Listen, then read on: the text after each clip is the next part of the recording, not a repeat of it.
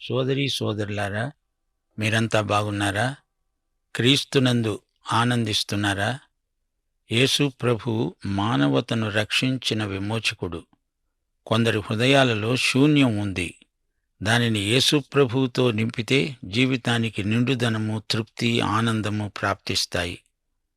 ఈ రోజున మనం లేవియకాండం 13వ అధ్యాయం 29వ వచనం నుండి పాఠం వినబోతున్నాము. ప్రార్థన చేసుకుందాము. మహిమగల మా తండ్రి, నీ స్పర్శ చేత పాపులు పరిశుద్ధులవుతారు. యేసు, నీ రక్త ప్రభావము చేత మానవులకు పాపక్షమాపణ ప్రాప్తిస్తుంది.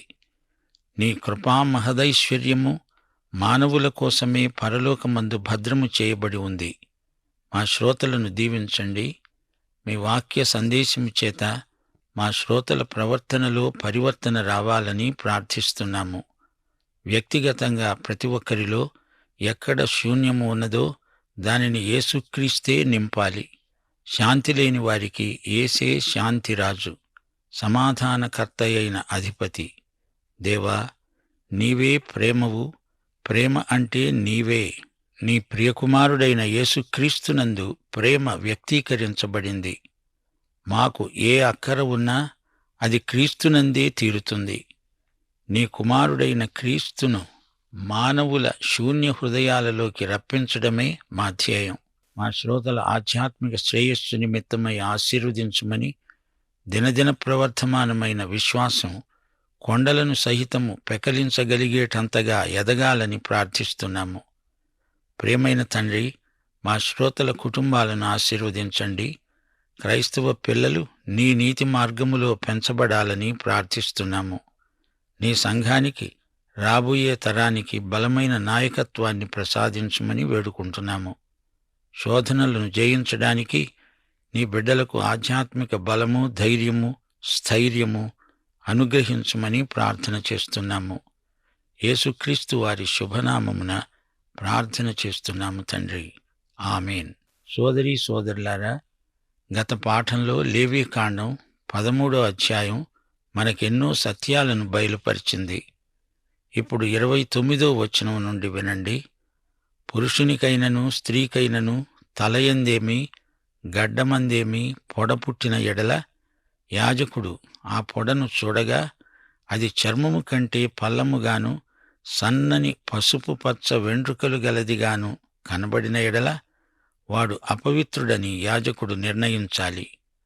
అది బొబ్బ, తలమీద గాని గడ్డము మీద గాని పుట్టిన కుష్టు పొడలు, బొబ్బలు శరీరంలో మర్మస్థలాలలో కూడా కనిపించవచ్చు. పురుషునికి తలమీద, గడ్డం మీద కుష్టుపొడ కనిపిస్తే వెండ్రుకలు దానిని కప్పివేయడం వల్ల ఆ పొడ వెంటనే కనపడకపోవచ్చు. అందుకే యాజకుడు జాగ్రత్తగా దానిని పరిశీలించాలి. కుష్టు అని నిర్ధారణ అయితే దానిని గురించి తగు చర్య తీసుకోవాలి. వెంట్రుకలు పసుపు పచ్చ రంగునకు మారితే, చర్మము కంటే పల్లములో అది కనపడితే అది కుష్టు అనడానికి ప్రబలమైన రుజువు. సోదరుడా, సోదరి, సంఘములో పాపమనేది ముఖ్యమైన అవయవాలలోకి ప్రవేశిస్తే అది ఎంతో ప్రమాదం. తల అనగా నాయకత్వం. అందులోకి ఆధ్యాత్మిక కుష్టు ప్రవేశించకుండా జాగ్రత్త పడాలి. కార్యకర్తలు సమాలోచనలు జరిపేటప్పుడు వారి తలంపులలోకి ఆధ్యాత్మిక కుష్టు జొరబడితే కార్యక్రమాలన్నీ పాడైపోతాయి. వీటిని పసికట్టి కుష్టును అంతమొందించాలి. ఆధ్యాత్మిక కుష్టు అవయవాలను కుళ్ళిపోయేటట్లు చేస్తుంది. యాజకుడు ఆ బొబ్బగా లేచిన పొడను చూచినప్పుడు అది చర్మము కంటే పల్లము కాని ఎడల, దానిలో నల్ల వెండ్రుకలు లేని ఎడల, యాజకుడు బొబ్బగా మారిన పొడగల వానిని 7 రోజులు ప్రత్యేకంగా ఉంచాలి. 7వ రోజు యాజకుడు ఆ పొడను చూడాలి. ఆ బొబ్బ వ్యాపించకుండా ఉంటే, దానిలో పసుపు పచ్చ వెంట్రుకలు లేకుండా ఉంటే, చర్మము కంటే అది పల్లము కాని ఎడల వాడు క్షౌరము చేసుకోవాలి గాని ఆ బొబ్బను క్షౌరం చేసుకోకూడదు. యాజకుడు బొబ్బగల వానిని మరి 7 రోజులు ప్రత్యేకంగా ఉంచాలి. 7వ రోజు యాజకుడు ఆ బొబ్బను చూడగా అది చర్మమందు వ్యాపించకుండా చర్మము కంటే పల్లముగా ఉండిన ఎడల యాజకుడు వాడు పవిత్రుడని నిర్ణయించాలి. వాడు తన బట్టలు ఉతుక్కొని పవిత్రుడవుతాడు. వాడు పవిత్రుడని నిర్ణయించిన తరువాత బొబ్బ విస్తారముగా వ్యాపిస్తే యాజకుడు వానిని చూడాలి, అనగా పరీక్షించాలి. అప్పుడు ఆ మాద అనగా పొర వ్యాపించి ఉన్న ఎడల యాజకుడు పసుపు పచ్చ వెంట్రుకలను వెదకనక్కర్లేదు, వాడు అపవిత్రుడు. అయితే నిలిచిన ఆ మాదలో నల్లని వెంట్రుకలు పుట్టిన ఎడల ఆ మాద బాగుపడినట్లే, వాడు పవిత్రుడు, వానిని పవిత్రుడని నిర్ణయించాలి. అది కుష్టు అవునో కాదో జాగ్రత్తగా పరిశీలించాలి. త్వరపడి యాజకుడు ప్రకటనలు చేయకూడదు. వారం రోజులు అతణ్ణి ప్రత్యేకించాలి. అవసరమైతే మరో వారం రోజులు అతణ్ణి ప్రత్యేకంగా ఉంచాలి. సంఘంలో నాయకత్వానికి వ్యతిరేకంగా ఫిర్యాదులు చేస్తూ ఉంటారు. పై విచారణకర్తలు ఎంతో జాగ్రత్తగా వాటిని అతి సున్నితంగా పరిశీలించాలి, పరిష్కరించాలి. అంతిమ ప్రకటనకు ముందు ఫిర్యాదులను క్షుణ్ణంగా పరిశీలించి నిజానిజాలు తెలుసుకోవాలి. బొబ్బలను పొడలను యాజకుడు బహు నైపుణ్యంతో పరిశీలిస్తాడు. బొబ్బ వ్యాపిస్తే ఇంకా ఆ వ్యక్తి అపవిత్రుడే. అయితే అందులో నల్ల వెంట్రుకలు పెరుగుతూ ఉంటే ఆ వ్యక్తి పవిత్రుడు అని నిర్ణయించాలి. పురుషుని దేహపు చర్మమందేమి, స్త్రీ దేహపు చర్మమందేమి నిగనిగలాడే మచ్చలు అనగా తెల్లని మచ్చలు పుట్టిన ఎడల యాజకుడు ఆ వ్యక్తిని పరిశీలించాలి. వాని దేహ చర్మమందు నిగనిగలాడే మచ్చలు వాడిపోయి ఉన్న ఎడల అవి చర్మమందు పుట్టిన పొక్కు మాత్రమే, వాడు పవిత్రుడు. గమనించాలి, కేవలం పొక్కు మాత్రమే అయితే ఆందోళన చెందనవసరం లేదు. బట్టతల మాత్రమే అయితే పర్వాలేదు, కాని బట్టతల మీద కుష్టు కనిపిస్తే చాలా ప్రమాదం. 40వ వచనం, తల వెండ్రుకలు రాలినవాడు బట్టతలవాడు, అయినా వాడు పవిత్రుడే. ముఖము వైపున తల వెండ్రుకలు రాలినవాడు బట్టనొసటివాడు, అట్టివాడు పవిత్రుడే. అయినా బట్టతలయందే కాని బట్ట నొసటియందే కాని ఎర్రగా ఉండే తెల్లని పొడ పుట్టిన ఎడల అది వాని బట్టతల ఎందైనా బట్ట నొసటి ఎందైనా పుట్టిన కుష్టు. యాజకుడు వానిని చూడాలి. కుష్టు దేహచర్మమందు కనపడునట్లు ఆ పొడ వాపు చూపితే వాని బట్టతల ఎందైనా వాని బట్ట నొసటి ఎందైనా ఎర్రగా ఉన్న తెల్లని పొడైతే వాడు కుష్ఠురోగి, వాడు అపవిత్రుడు. యాజకుడు వాడు బొత్తిగా అపవిత్రుడని నిర్ణయించాలి. వాని కుష్టు వాని తలలో ఉన్నది. 45వ వచనం, ఆ పొడగల కుష్ఠురోగి వస్త్రాలను చించివేయాలి. వాడు తల విరబోసుకోవాలి. వాడు తన పై పెదవిని కప్పుకొని అపవిత్రుడను అపవిత్రుడను అని బిగ్గరగా పలకాలి. కుష్ఠురోగి యొక్క వస్త్రాలు చించి పారేయాలి. వాడు మాట్లాడితే పై పెదవిని కప్పుకోవాలి. అపవిత్రుడను అపవిత్రుడను అని అరుస్తూ ఉండాలి, కేకలు పెట్టాలి. కుష్ఠురోగి స్థితి దయనీయమైనది. అతనిని ముట్టిన వారికి ఆ వ్యాధి సంక్రమిస్తుంది. అలాగే పాపి తన పాపాన్ని తాను వెళ్లిన చోటనెల్లా ప్రసారం చేస్తాడు. పాపరోగం అంటురోగం కంటే ఘోరం. పాపి తన స్పర్శ ద్వారా, మాటల ద్వారా ఇతరులను పాపంలోకి పడలాగుతాడు. ఓ తండ్రి, నీవు నీ కుటుంబానికి యజమానుడవా? అవును. నీకిష్టము వచ్చినట్లు బ్రతకటానికి నీకు హక్కు ఉన్నది అనుకుంటున్నావా? అనుకో, పర్వాలేదు. కాని నీవు నరకములో పడుతూ నీ కుటుంబాన్ని, నీ పిల్లలను అందులోకి లాక్కు వెళ్లడానికి నీకు హక్కు లేదు. తండ్రివై ఉండి నీ పాపం వల్ల అమాయకులైన నీ పిల్లలను నరకములోనికి పడనెడతావా? అలా చేసే హక్కు నీకు లేదు అంటోంది బైబిల్. కుష్ఠురోగి తన చుట్టూరా ఉన్న వాతావరణాన్ని కలుషితం చేస్తాడు. కుష్టు పొడలు, బొబ్బలు, పొక్కులు, పక్కులు, మాద, గాయం, చీము, ఉమ్మి, కళ్ళే, వీటన్నిటి ద్వారా రోగక్రిములు విస్తరిస్తాయి, ఇతరులను రోగానికి నడుపుతాయి. అతని బట్టలు కూడా కుష్ఠురోగము ప్రసారం చేసే అవకాశముంది. అందుచేత పాపము ముట్టిన ప్రతిదీ పాపమే అవుతుంది అని గ్రహించాలి. 46వ వచనం, ఆ పొడ వానికి కలిగిన దినములన్నీ వాడు అపవిత్రుడై ఉంటాడు. వాడు అపవిత్రుడు గనుక ప్రత్యేకంగానే నివసించాలి. కొందరు పాపులు అనుకోవచ్చు, నాకేమీ పర్వాలేదు, నరకంలో మా వాళ్ళు బోలెడంతమంది ఉన్నారు, మాకు పెద్ద బలగమే ఉంది. ఈ విధంగా అనుకోవడం ఆత్మవంచనే. నరకంలో సహవాసం ఉండదు. కుష్ఠురోగులు ఎవరికి వారే. కుష్ఠు పొడ ఉన్నవారికి ఎవరి పొడా గిట్టదు. ఎవరి పొడా గిట్టని క్రైస్తవులు ఆధ్యాత్మిక కుష్ఠురోగులు. కుష్ఠురోగి ఏకాకి, నాకు నేనే అనుకునే కపట భక్తుల విషయమై జాగ్రత్త.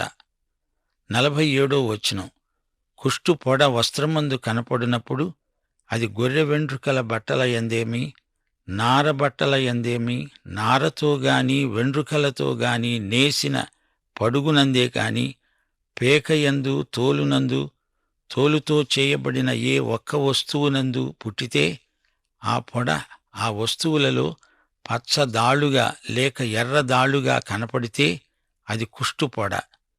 యాజకునికి అది కనపరచాలి. యాజకుడు ఆ పొడను చూచి పొడగల వాటిని 7 దినాలు ప్రత్యేకంగా ఉంచాలి. 7వ రోజు అతడు ఆ పొడను పరిశీలించాలి.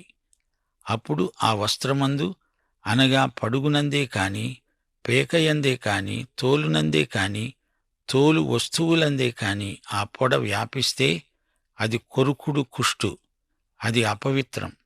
కావున అతడు ఆ పొడ దేనిలో ఉన్నదో ఆ వస్త్రమును నారతోనేమి వెంట్రుకలతోనేమి చేసిన పడుగును, పేకను, తోలుతో చేసిన ప్రతి వస్తువును అగ్నితో కాల్చివేయాలి. అది కొరుకుడు కుష్టు. అగ్నితో దానిని దహించివేయవలసిందే. అయితే యాజకుడు చూచినప్పుడు ఆ పొడ వస్త్రమందు, అనగా పడుగునందు గాని, పేకయందు కాని, తోలుతో చేసిన మరి దేనియందేమి వ్యాపింపకపోయిన ఎడల యాజకుడు ఆ పొడగల దానిని ఉతుకనాజ్ఞాపించి మరి 7 రోజులు దానిని విడిగా ఉంచాలి. ఆ పొడగల దానిని ఉతికిన తరువాత యాజకుడు దానిని చూడాలి. ఆ పొడ మారకపోయినా వ్యాపించకపోయినా అది అపవిత్రం. అగ్నిలో దానిని కాల్చివేయాలి. అది లోవైపున గాని పైవైపున గాని పుట్టిన కొరుకుడు కుష్టుగానే ఉంటుంది. యాజకుడు దానిని చూచినప్పుడు వస్త్రమును ఉతికిన తరువాత ఆ పొడ వాడిపోయి ఉంటే అది ఆ వస్త్రములో ఉన్నప్పటికీ, లేదా తోలులో ఉన్నా, పడుగులో ఉన్నా, పేకలో ఉన్నా యాజకుడు వాటిని చించి పారేయాలి. అటు తరువాత అది ఆ వస్త్రమునందే కాని, పడుగునందే కాని, పేకయందే కాని, తోలుతో చేసిన దేనియందే కాని కనపడిన ఎడల అది కొరుకుడు కుష్టు. ఆ పొడ దేనిలో ఉన్నదో దానిని అగ్నితో కాల్చివేయాలి. ఏ వస్త్రమునే గాని, పడుగునే గాని, పేకనే గాని, తోలుతో చేసిన దేనినే గాని ఉతికిన తరువాత ఆ పొడ వదిలిన ఎడల 2వ మారు దానిని ఉతకాలి. అప్పుడది పవిత్రమవుతుంది. బొచ్చు బట్టయందే కాని, నారబట్టయందే కాని, పడుగునందే కాని, పేకనందే కాని, తోలు వస్తువుల యందే కాని ఉన్న కుష్టు పొడను గూర్చి అది పవిత్రమని అపవిత్రమని నీవు నిర్ణయింపవలసిన విధానము ఇదే. సోదరీ సోదరులారా, దీనితో ఈ అధ్యాయం ముగిసింది. ఈ చివరి మాటలు కుష్టు సూచనలు కనపడిన దుస్తులను ఏ విధంగా ఉతకాలో, అవసరమైతే వాటిని ఎలా దహించి వెయ్యాలో చెప్పబడిన హెచ్చరికలు. ఆ వస్త్రము ఎంత ఖరీదైనదైనా కుష్టు కనపడితే దానిని కాల్చివేయాల్సిందే. చౌక దుస్తులైనా విలువగల వస్త్రాలైనా కుష్టు కనపడింది అంటే దానిని చించి పారవేయవలసిందే. దీనిలో మనము నేర్చుకోవలసిన గొప్ప పాఠం ఒకటి ఉంది. మానవుల స్వనీతి మురికి బట్టలతో సమానం. పాపి చేసిన ప్రతి పని లేదా పాపి ముట్టుకున్న ప్రతి వస్తువు రోగవాహకమే. గనుక దానిని ఉతకాలి లేదా చించి పారేయాలి, లేదా దాన్ని తగలబెట్టాలి. అయితే యేసుక్రీస్తు రక్తానికి ఉన్న మహాశక్తి వాటిని తెలుపు చేయగలదు. పరలోకంలో తెల్లని వస్త్రములు ధరించిన వీరెవరు అంటే, గొర్రెపిల్ల రక్తములో తమ వస్త్రాలను వీరు ఉతుక్కున్నారు అని వివరించబడింది. కొంచెము అంటు సోకితే దానిని ఉతికితే సరిపోతుంది. ఈ అధ్యాయం ఎంత వివరంగా సవిస్తరంగా దేవుడు ఎందుకు చెప్పాడంటే, పాపంలో ఉన్న ప్రసరణ గుణం ఎంత వేగవంతమో శ్రోతలు గుర్తించాలి. మనమంతా అపవిత్రులం. మనల్ని యేసు రక్తం కడిగితేనే కాని మరి ఏ సంస్కరణ ద్వారా మనకు పవిత్రత కలగదు. ఇది నిజం. పాపిని పరిశుద్ధునిగా మార్చగలవాడు యేసు ప్రభువు కాక మరెవరున్నారు? ప్రియ సోదరీ సోదరులారా, మీకొక రహస్యం చెప్తాను. ధర్మశాస్త్రం రోగ నిర్ధారణ చేయగలదు గాని స్వస్థపరచజాలదు. ఆ పని యేసు ప్రభువే చెయ్యాలి. ఎవరైనా ధర్మశాస్త్రం దగ్గరికి వస్తే ధర్మశాస్త్రం ఆ వ్యక్తిని స్వస్థపరిచే యేసు వద్దకు పంపుతుంది. ముగింపులో మీకు కొన్ని హెచ్చరికలు చేయగోరతాము. సైతాను ఒక దొంగ. అతడు దొంగతనం చేయడానికి, చంపడానికి, నాశనం చేయడానికి వస్తాడు. మనుష్యులను యేసు ప్రభువు వద్దకు రాకుండా చేస్తాడు. పాప కుష్టు హృదయ సంబంధమైనది. ఆయన ఆ వ్యాధిని పూర్తిగా బాగు చేయగలడు. యేసు ప్రభువు నిన్ను బాగుచేసిన తరువాత స్వస్థతా స్థితిలో నిలకడగా ఉండడం ఎంతో అవసరం. ప్రకటన 3:11 ఫిలదెల్ఫియా సంఘానికి యేసు ప్రభు హెచ్చరిక చేస్తూ అన్నాడు, నేను త్వరగా వస్తున్నాను. నీ కిరీటమును ఎవడునూ అపహరించకుండునట్లు నీకు కలిగిన దానిని గట్టిగా పట్టుకో. ప్రియ శ్రోతలారా, యేసు ప్రభు మీకు అనుగ్రహించిన దానిని పోగొట్టుకోకుండా జాగ్రత్తగా ఉండండి. సైతాను దొంగ. అతడు మీ కిరీటాన్ని అపహరించాలని చూస్తున్నాడు. దేవుని వాక్యమనే పునాది మీద స్థిరముగా నిలవాలి. సైతాను మోసగాడు, నిన్ను భ్రమపరుస్తాడు. నీ విశ్వాసానికి బైబిలు పునాది లేకపోతే నీవు మోసపోతావు. సైతాను నీకు ఉన్నదానిని అపహరిస్తాడు, నీ కిరీటాన్ని దొంగిలిస్తాడు. నీకు ఉన్నది నీవు నిర్లక్ష్యం చేయకూడదు. నిర్లక్ష్యం చేత పోగొట్టుకునే ప్రమాదం ఉంది. ప్రతిరోజూ మనకు ఉన్నదానిని గట్టిగా పట్టుకుని ఉన్నామో లేదో చూసుకోవాలి. ఇంత గొప్ప రక్షణను, విమోచనను నిర్లక్ష్యం చేస్తే తప్పించుకోవడం అసాధ్యం. దేవుని మాట వినాలి గాని అడ్డమైన ప్రతి ఒక్కరి సలహాలు వినకూడదు. దుష్టుల ఆలోచన చొప్పున నడవకూడదు. సోదరీ సోదరులారా, దుష్టుడు సైతాను. ఈ దుష్టునికి చాలామంది ప్రతినిధులు ఉన్నారు. వారు దుష్టులు. వారి ఆలోచన నిన్ను దేవునికి దూరం చేస్తుంది. ఆదాము హవ్వలకు దేవుడు ఇచ్చినది వారు గట్టిగా పట్టుకోలేదు గనుకనే సైతాను వారి కిరీటాన్ని అపహరించగలిగాడు. ఈ అధ్యాయమంతా మీరు విన్నారు కదా. ఆధ్యాత్మిక ఆరోగ్యం అనగా పవిత్రత ఎంత ముఖ్యమో గమనించి ఉంటారు. మీరు దేవుని వాక్యములోనికి రావాలి. అలాగే వాక్యం మీలోకి కూడా రావాలి. దేవుడు ఏమి చెబుతున్నాడో అది నిన్ను నడిపించాలి గాని వారు వీరు చెప్పే చౌకబారు సలహాలు మనల్ని నడిపించకూడదు. క్రీస్తునందు మనకున్న అధికారం దేవుని వాక్యమే కదా. అపవాదిని ఎదిరించండి, అప్పుడు వాడు మీ వద్ద నుండి పారిపోతాడు. కుష్ఠురోగం భయంకరమైందని తెలుసుకున్నాము. ఆధ్యాత్మిక కుష్టు ఇంకా ఎంత భయంకరమైనదో గుర్తించాలి. సైతాను కలిగించే ఈ కుష్టును తుదముట్టించాలి. మన శత్రువు సైతాను. సైతానుకు భయపడవద్దు. నీవు దొడ్డి తలుపు తెరిచి ముందు గేటు మూసేసినా లోపల నీవు నిద్రపోతూ ఉండగా సైతాను ప్రవేశిస్తాడు. అందుచేత తలుపులన్నీ వెయ్యాలి, తూములన్నీ మూసేసేయాలి. భయము అనేది మనిషిని పిరికివారినిగా చేస్తుంది. దేవుని బిడ్డలు భయపడకూడదు, నిరుత్సాహపడకూడదు.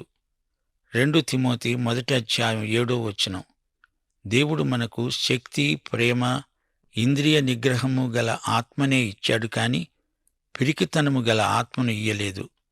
అందుచేత ప్రియ సోదరీ సోదరులారా, ఈ వచనాన్ని మీరు ఎలా అర్థం చేసుకుంటారు? పిరికితనము లేక భయము అనేది పరిశుద్ధాత్మకు భిన్నమైన ఆత్మ. అందుచేత దానికి లోబడకూడదు, ఎదిరించాలి. యాకోబు పత్రిక 4వ అధ్యాయం 7వ వచనం, అపవాదిని ఎదిరిస్తేనే కాని వాడు పారిపోడు. దేవుని వాక్యాన్ని తీసుకొని దానిని ప్రయోగించాలి. విశ్వాసులు తమ వాక్యాధికారాన్ని వినియోగించాలి. భయము గొలిపే ఆత్మను నిరోధించాలి. సోదరీ సోదరులారా, పరిశుద్ధాత్మ మనల్ని నడిపించినప్పుడు మనకు ధైర్యం కలుగుతుంది. దేవుని వాక్యం ఆత్మ ఖడ్గమై విజయం ప్రసాదిస్తుంది. మన శరీరం, మన జీవం, మన ఆత్మ, ఈ మూడు దేవుని వాక్యము చేత ప్రభావితమైనప్పుడు విజయం మనదే. ఆధ్యాత్మిక కుష్టు నశించాలి. దేవుని పవిత్రత నిత్యమూ వర్ధిల్లాలి. పాఠం ఇంతటితో సమాప్తం. ప్రార్థన చేసుకుందాం. పరిశుద్ధుడవైన మా దేవా, నీవు మాకు క్రీస్తునందు అనుగ్రహించిన పవిత్రతను మేము కాపాడుకొని కొనసాగించుకొనుటకు మీ సహాయము దయచేయమని, మేము విజయము సాధించడానికి మీ విజయాన్ని మేము స్వీకరించున్నట్లు మీరు మమ్మలను నడిపించవలనని మా శ్రోతలందరినీ దీవించమని యేసు నామమున ప్రార్థన చేస్తున్నాము తండ్రి. ఆమేన్.